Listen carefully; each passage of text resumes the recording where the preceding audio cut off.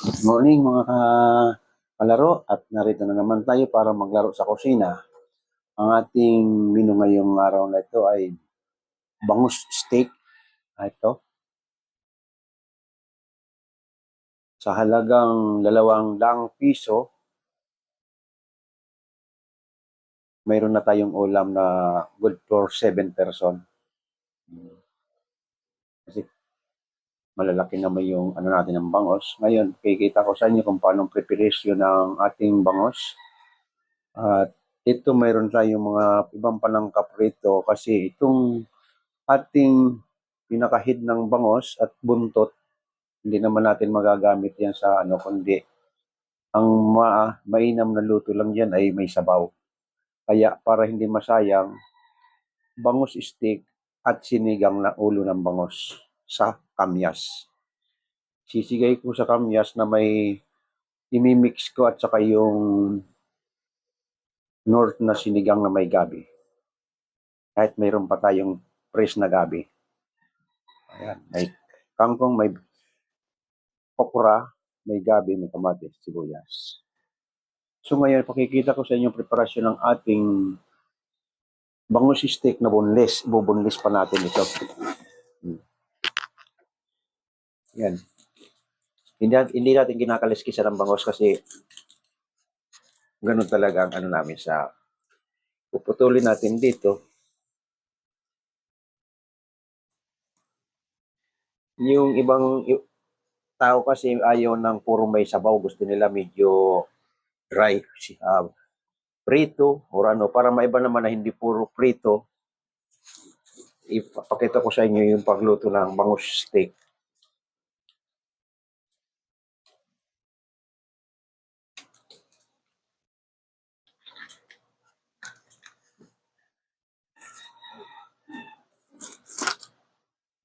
Ayan. Bali, nakuha natin dalawa ito. Yan nga, wala lang paggagamitan natin yan. At saka itong buntot, isisigang natin sa kamyas.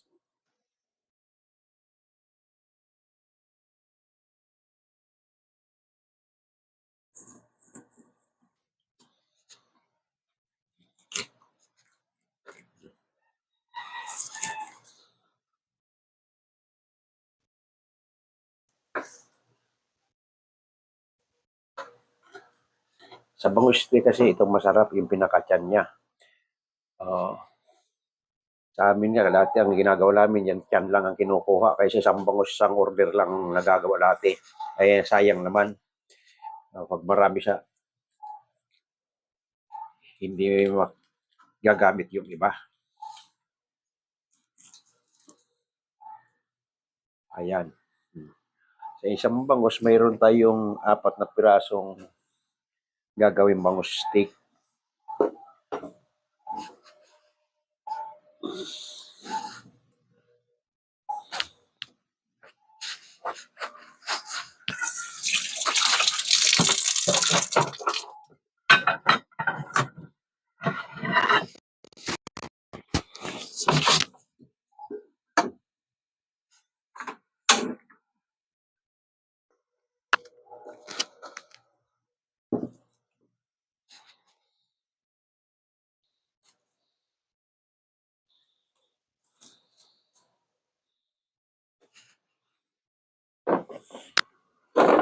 Yung ating pagbubunlis natin ng bangus, dito sa side na ito yung pinakaano niya, center ng ng buto. Nandiyan dyan ang tinik niyan. Ito to.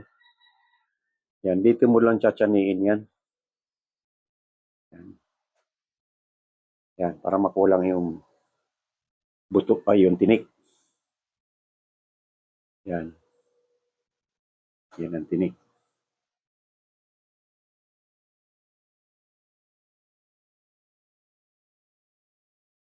Lalo na sa bandang buntot, ganyan ang tinik niyan.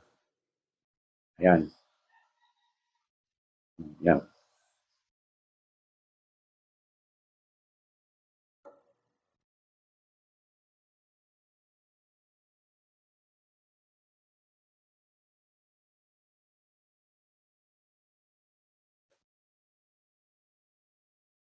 Yan, haba ng tinik. Yung kulay itim na ito, yun ang pinakataba. Ay, hindi talaga inaalis yan. Hinuhugasan lang. Pero hindi mo tatanggalin yan kasi nandyan ang linamnam ng bango sa taba ng bangos ng kulay itim na yan. Yan.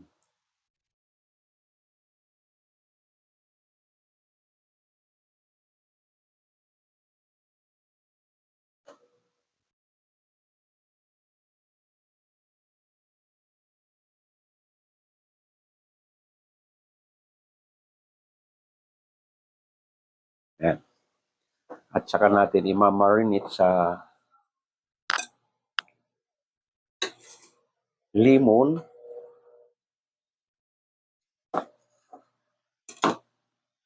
soy sauce.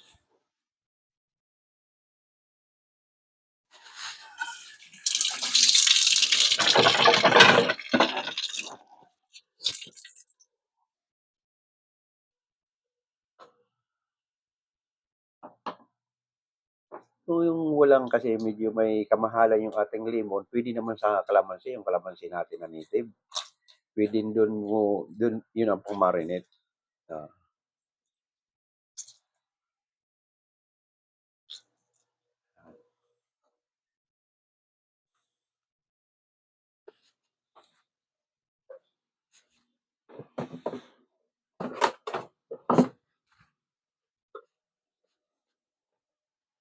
tapos ang tuyo naman natin ay lagi natin ginagamit yung ating silver swan. Ay ito ang pantimpla natin sa ating bangus steak.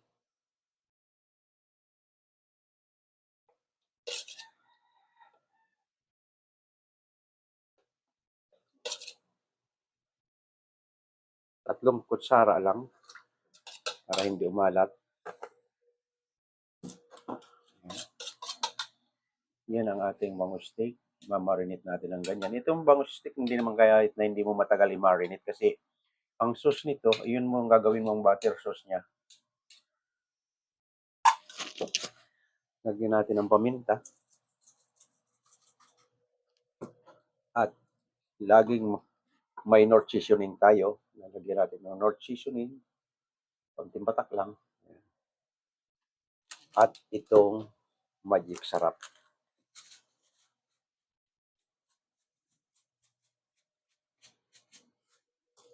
Ayan.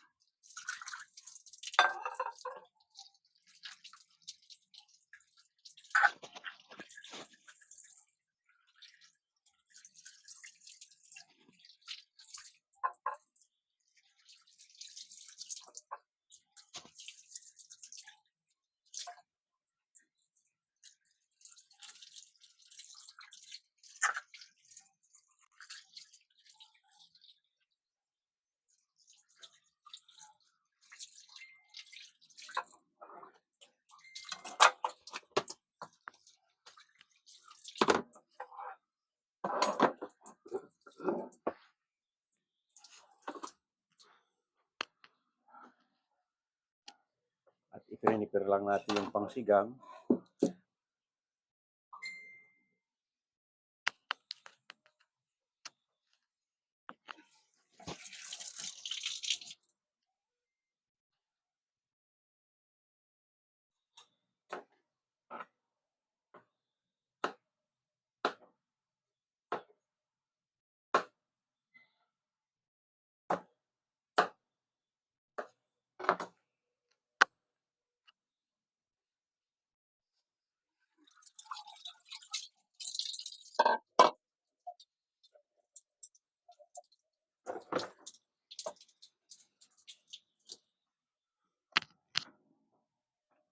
At yung ating bangus steak, laging Sa mga steak, lagi hindi nawawala yung ating onion rings.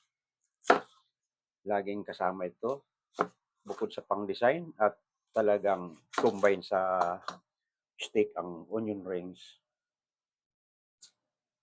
Yan.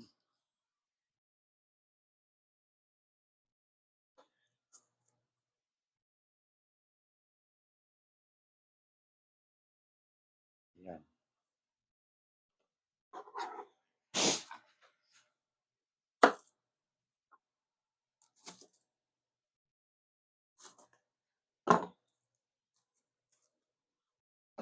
Ito na yung para sa sinigang natin. Tsaka itong kamyas.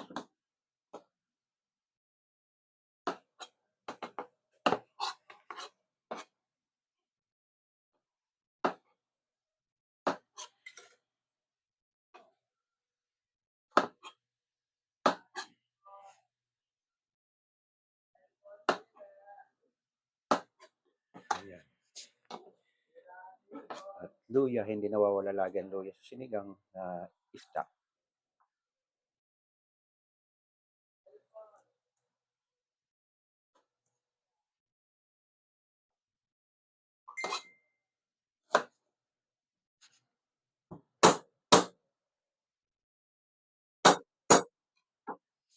Ayan. Ililipat na natin sa kitchen ang ating camera para makikita natin yung ating iluluto.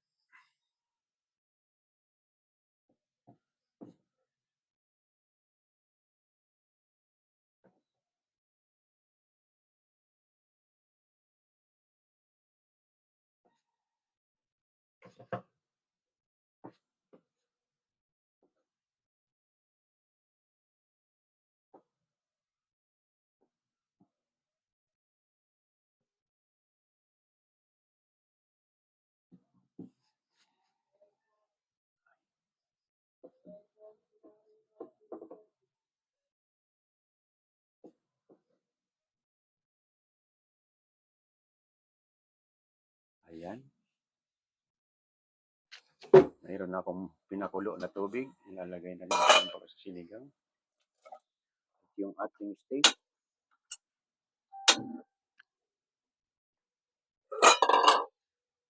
Change.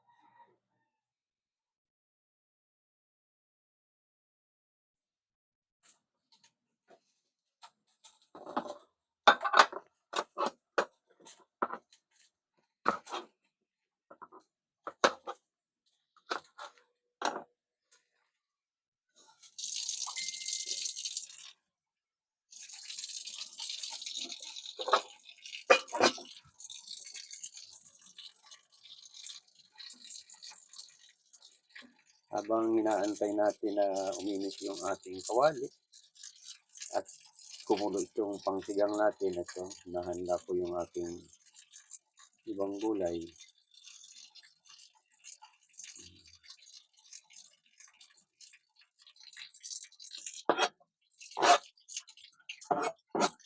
Masarap kasi sa sinigang ang ating gabi ay i-overcook mo talaga yung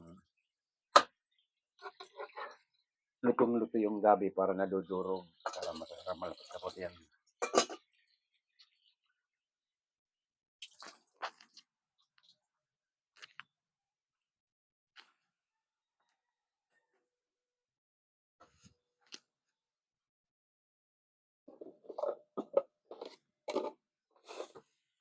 Yung ating bangus steak, pwedeng butter ang gamitin, pwedeng ordinary oil. Medyo sa mga medyo kapos sa budget, pwedeng ordinary oil. Ngayon, kung wala kang olive oil or butter, ordinary oil. Kaya itong ating menu nito, pwedeng pang mahirap, pwedeng pang mayaman. Kasi yung mayayaman, hindi kakain ng ordinaryong oil. Ang gusto nila ay olive oil or butter. Ayan. Mainit na natin kawali.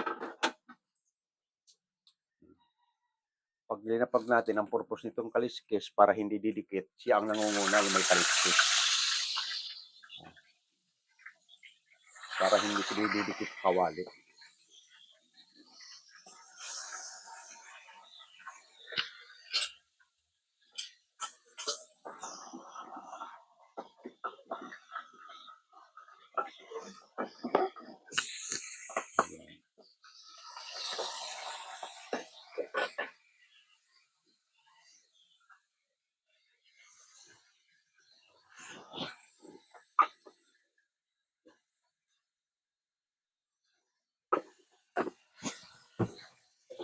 Yung ating sinigang na bango. Ito na. Ilalagay na natin yung bango.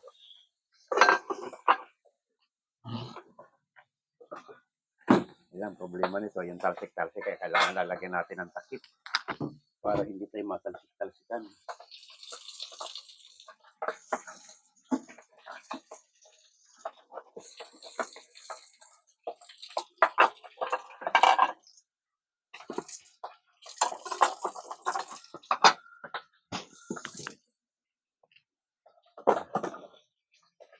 Saglit lang itong ating bangus steak.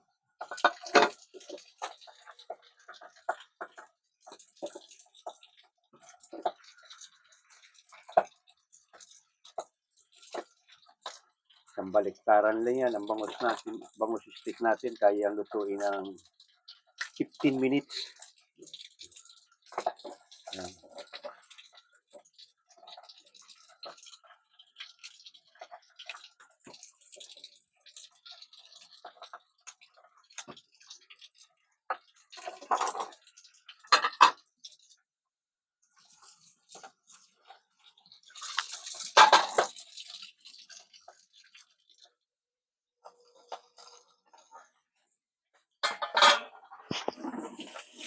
Ayan. Ganun lang ating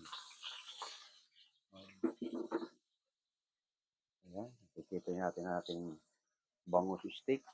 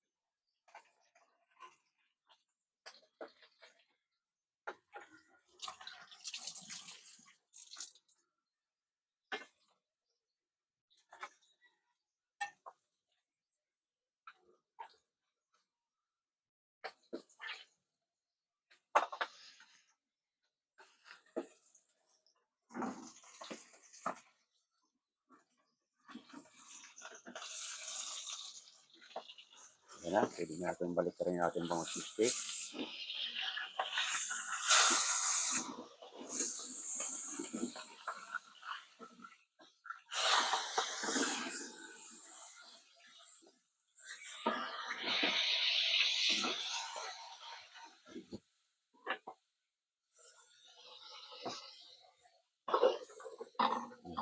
Ating sinigas din. Halos magpanabay sila kasi kumukulo na dati yung tubig kanina. Kumukulo ko nito.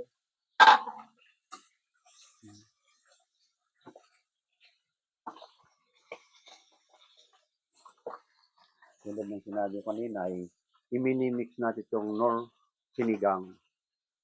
Kung yung kinukombine ko sa kamyas.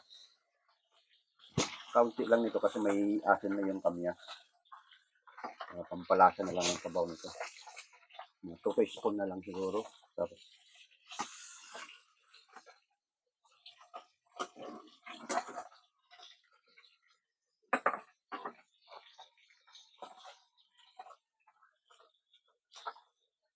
Kaya ang ginagamit kong mga seasoning, pag ako sa sabaw, ang ginagamit ko ay ginisa mix. Pag sa mga may sauce, ang ating magic sarap.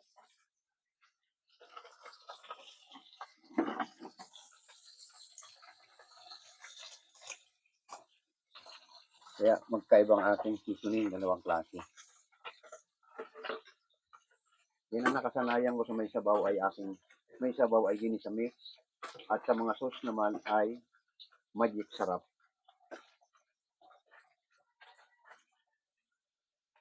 Muna natin yung sabaw nating sinigang. Wow, suwabing-suwabi ang asim. Na-combine ng asim ng kamyas at nor sinigang. Okay na itong sinigang natin. Ito na lang ating bangus steak. Pag ganyan, paluto na na ganyan, pwede na natin lagay yung onion ring.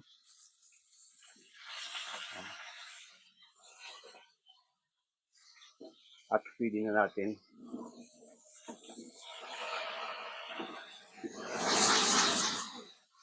yan. Para ang lasa ng ating steak, lasang parang barbecue. So, pinapaliyab natin yung apoy. Sinasadya natin na palit pa rin yung apoy. Na nakikita nyo dyan sa mga nakadisplaying mga kusinero sa mall or sa anuman. Sasabihin nyo, bakit kumaapoy? Sadya lang pinapapoy namin mga kusinero yan. Lalo na sa mga steak na karne, ibang lasa kasi ng lumiliyab talagang nasusunog siya. Ibang lasa noon.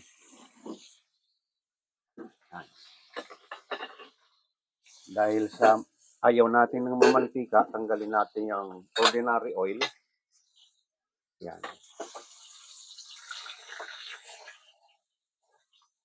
Tanggal ko ng ordinary oil. Panitan natin ang butter. Ito, laman na star margarine itong butter na nilusaw ko. Hindi na star margarine laman ito. Butter na ito. Kasi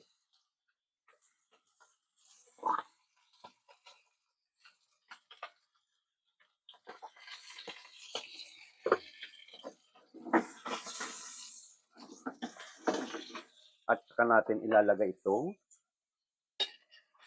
pinagmarinita natin na lemon with soy sauce or seasoning. Ayan na.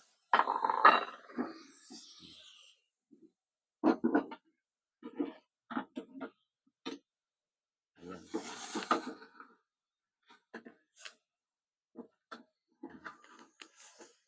Yung mga mahilig sa may sauce, yan, ganyan lang ating bangus steak. Ayan. Within 10 minutes, luto na. So, ito na lang natin sa ating mga lalagyanan.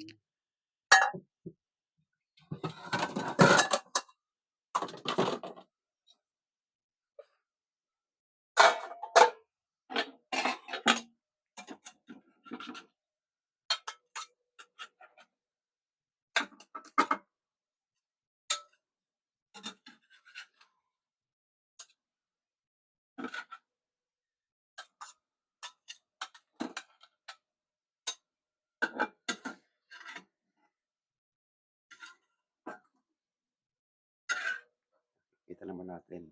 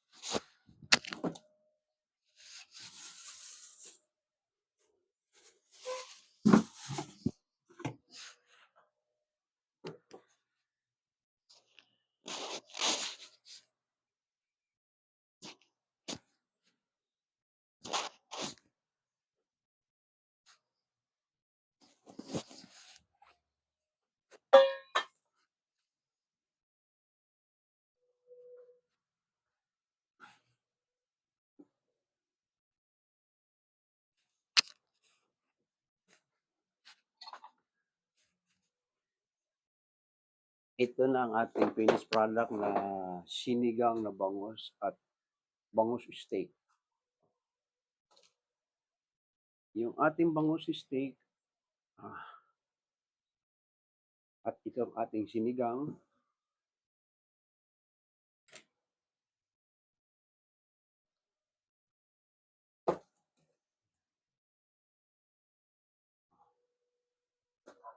Swabing-swabe ang sabaw, lalo na pag nilalamig ka. Sarap humigop ng sabaw. Na nalalasap mo yung gabing dinurog at kamyas mong dinurog na may halong nor sinigang na may gabi. Ito kamyas. Kaya masarap ang lasa. Dito naman sa ating bangus steak, ito sinasabi ko sa inyo, yung kulay black ng bangus natin, ang pinakataba, yan ang malinamnam sa bangus steak. Yung kulay itim na ito. Swabing-swabe ang lasa. Hindi mo na kailangan magkalamansi tuyo na sausawan kasi timplado na ito. Ayan, malinamnam yung lasa. Ngayon, nakatapos na naman tayo mga ating mga viewers dyan na gustong matutong magluto. Napakasimple lang ng ating bangus. Kasi yan ang marami talaga sa pamilihan natin, sa ano ng palengke natin. Yung bangus natin ay pangkaraniwang lang sa palengke. Pag napunta na tayo sa Lapu-Lapu, Talakitok, Maya-Maya, butas ang bulsa natin, masyadong mataas ang presyo noon. Kaya ang karamihan, kaya lang ng masa itong bangus tilapia, galunggong. Pangluto lang talagang pang mahihirap yung mga isda na yan. Ngayon, yung gustong gumaya, sundan nyo na lang, in-step by step ko naman, lalong-lalo na yung ating mga kalaro, manonood sa kalaro ng billiard. Pagkatapos yung manood, nagutom na kayo, ayan, sunod yun ang pagluto para hindi gutom. O, nakatapos na naman tayo isang araw. Maraming salamat sa lahat ng viewers dyan na gustong gumaya sa akin sa pagluluto. At kumusta ko na lang yung aking mga dating kasama dyan na ako'y mapapanood nyo. Mga naging kasama ko sa loob ng kusina. Ito pa rin si Mang Leo, tuloy pa rin ang pagluto. Pero matagal ako natambay kasi nag-business nga ako ng club almost 6 years. Yan, kaya matagal-tagal akong hindi nangusina. Magsawa na kung ay gusto ko man sana magtayo ng restaurant pero huli na. Nung araw pa sanang malakas ako. Ngayon wala na. Sabagay, may dalawa kong anak na tapos ng HRM. Kaya hinihikayat ko silang magtayo ng restaurant at magagabayan ko sila. Ito, paalam na ulit sa inyo lahat ng mga viewers at medyo mahaba ng ating vlog.